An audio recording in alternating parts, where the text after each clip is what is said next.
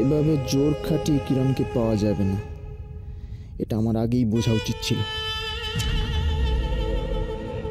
এতে হিতে বিপরীত হবে। আর কিরণের চারপাশে এমন একটা আবরণ আছে যা জোর দিয়ে ভেদ করা সম্ভব নয়। উল্টে সেই আবরণটা আরো কঠিন হয়ে যাচ্ছে। কিন্তু ডঙ্কারের ক্ষমতার সামনে তোমার এই আবরণ টিকবে না কিরণমালা। আমি তোমার এই বারণ ভেঙে গুড়িয়ে তোমাকে নিজের কাছে টেনে নেব। তুমি আমার হবে, হবেই শুধু আমার। যাও কুমার, শুয়ে পড়ো, রাত গভীর হয়ে আসছে।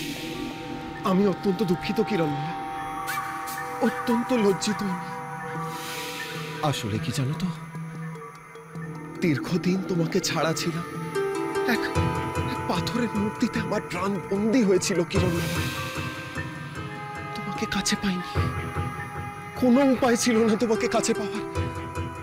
তাই হয়তো আমি অস্থির হয়ে পড়েছিলাম। আমাকে তুমি ক্ষমা করে দাও কিরণমালা, ক্ষমা করে দাও তুমি আমাকে। কুমার, কি করছো তুমি? আমিও তো তোমাকে না দেখেছিলাম কুমার,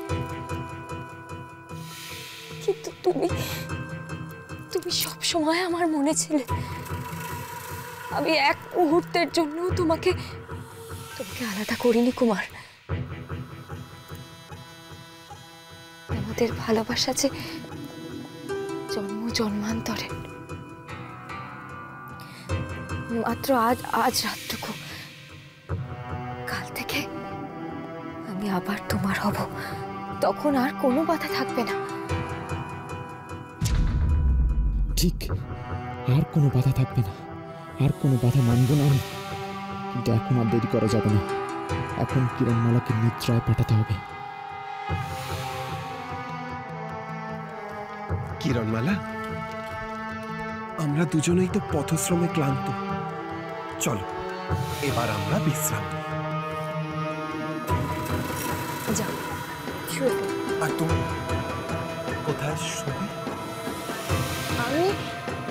আমি এখানে শুয়ে পড়ব।